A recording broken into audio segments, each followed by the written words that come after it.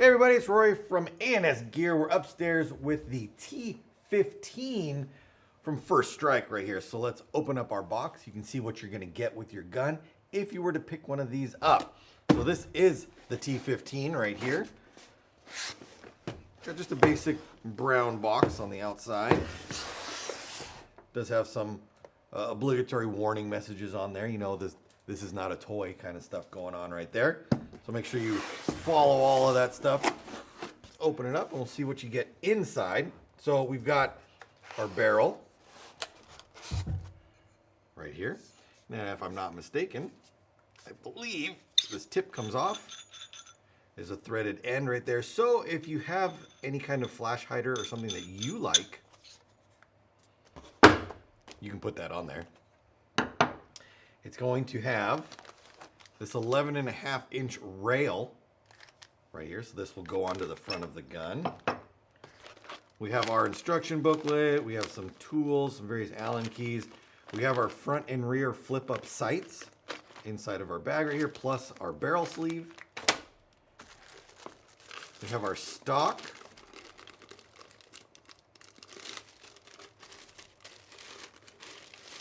Our stock is going to come with our adapter and the stock itself. So this is going to go on the tank, and you can see how it's got this sticky tape right here. So on your 13 cubic inch bottle, you're going to stick this to it, and that will allow then this to slide along there. Actually, it's going to go that way, like that. You've got all these locking points on the bottom, which is where the lock mechanism is going to interface and allow that to adjust position right there. So that comes in there. We've got our T15. And we've got 2 magazines inside there. So these are the T15 V2 magazines. They are in smoke, I believe. And they're going to go right up inside the marker like that. Excuse me. All right, so that's what you're getting inside of your gun. Now let's look at the features of the marker right here. So we have, let's start at the front. So we have our, this is our mount for our front sight right here. And this is actually something that they changed from the early models of the T15 into this one right here. This used to be much shorter down to this, and what would happen is the barrel would have a lot of wobble in it because of that. By lengthening this piece right here, it gives the barrel a little bit more structure and holds it more rigidly in place, allowing for less barrel wobble right there. Now our front rail or shroud, I'll pull this out of here. We've got all our mounting hardware right there. This is just going to slide right on. Just like that. And then you're going to mount your 2 screws through there and make sure that everything is tight. And then your screws are inside here to mount that up. Actually, your screws, that might just be extra screws right there. Yeah, here's your mounting screws right there. And these are screws to mount the rail on, as well as to mount these extra rails to the side there. If you want to run, instead of an M-lock setup, you want to run the standard Picatinny style right there. So you can mount all sorts of stuff to the outside of it. All right, I'm going to slide this off just to keep it out of the way. Right here, we have just a little flip down area right here. This is basically just a dust cover for the hopper adapter. You can pick up a hopper adapter. If you don't want to run mag fed on this, you can run hopper fed. And you can put that right up in through there. The hopper is going to attach, the hopper adapter is going to attach onto here, lock into place right there, and allow you to put a normal hopper on the top of your gun. So if you didn't want to do mag fed, you can do hopper fed as well. Just make sure that you do have magazine in there, because when this is retracted, if you had nothing in the bottom right here, when this goes back, the ball would just fall right out the bottom. And then you would have no paintballs in your gun. So you do need a magazine in the marker, even though you're going to run the hopper fed right there. Okay. Velocity adjustment for the marker is done through the side right here. Mag release is right there, so that we can push that. Magazine's going to drop out the bottom. Our selector is on the side here to go from safety to fire. It does not have, I mean, I think you can force this to go over to that spot right there, but it does not have a full auto mode as the gun sits right there. There were some kits that were produced that allowed full auto or kind of like a response trigger setup right there. But that does not come installed in the marker as it is. It is just a semi-auto only marker. Back here, we're going to pull that back, and that is going to cock our gun back. As you can see, if I open this up, you can see that our bolt has retracted into the back of the breech right there. This would allow a paintball coming from the magazine to either go up and in, or coming from our hopper to go down and in as well.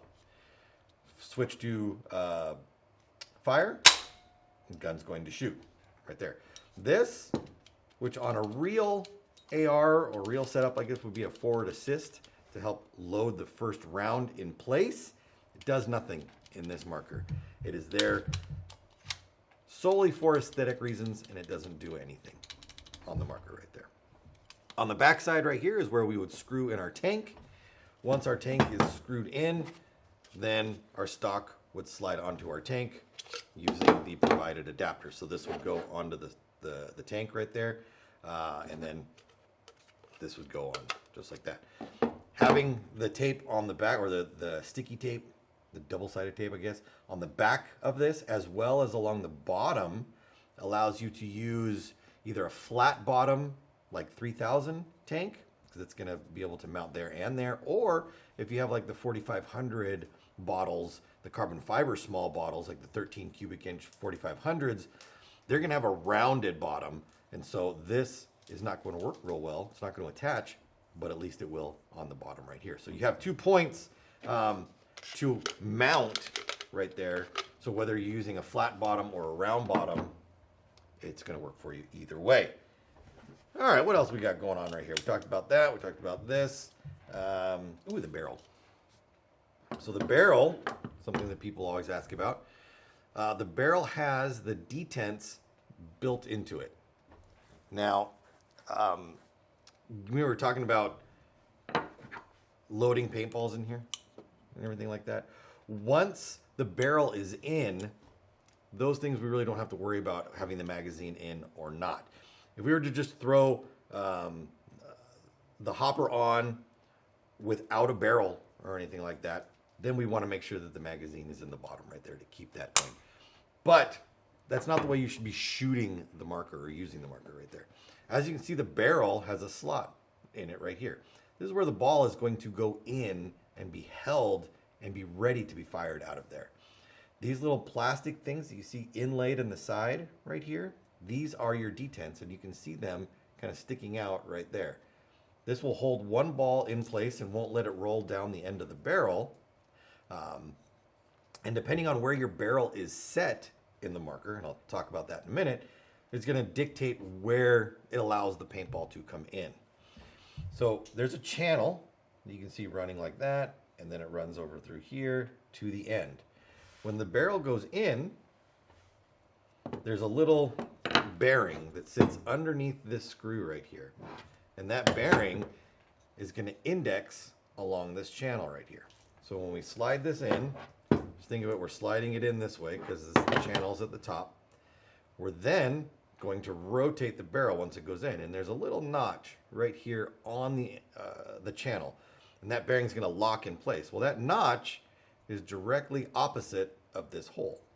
So when we slide in and then click into place, we've lined up this bottom hole with the magazine on the bottom, and that's going to allow paintballs to come up and inside right here.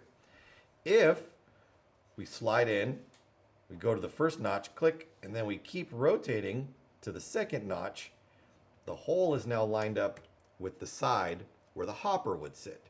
So by positioning the barrel in certain spots, it aligns the feed option, either the magazine or the hopper, to get balls into the barrel. So depending on what you're going to do, mag fed, boop, hopper fed, boop, just like that. And then you're ready to rock right there. And that's going to go in like that, down in there, rotate. If I hold this open and rotate it, you can see it rotates to right there. And then you've got that nice snap, click. Now we're rotated for the bottom right there to feed in through the mag setup. And then if we rotate one more, it's going to unlock the barrel and allow us to get it out the front of the gun. Lots of options, lots of accessories for this gun, especially when you've got a nice long rail set up like this on here. You can put all sorts of aftermarket sights, scopes, lasers, flashlights, all sorts of stuff on the end of the marker. It definitely is not a light setup. If you're looking for realism and weight feel, it's a perfect setup for you because you do have all aluminum construction through the body, upper and lower receiver, the barrel, the rail system, all aluminum right there. So you're going to get that weight, that feel that you're looking for if you're looking for more of a real aesthetic right there. But that's what we've got for you, the T15. Lots of accessories, lots of things you can do with it. It's a super fun marker to get out there and shoot, especially if you're into that milsim scenario setup right there. You can really deck these things out and have a lot of fun with them. The T15 is available through the website. Pick yours up today from ANSgear.com.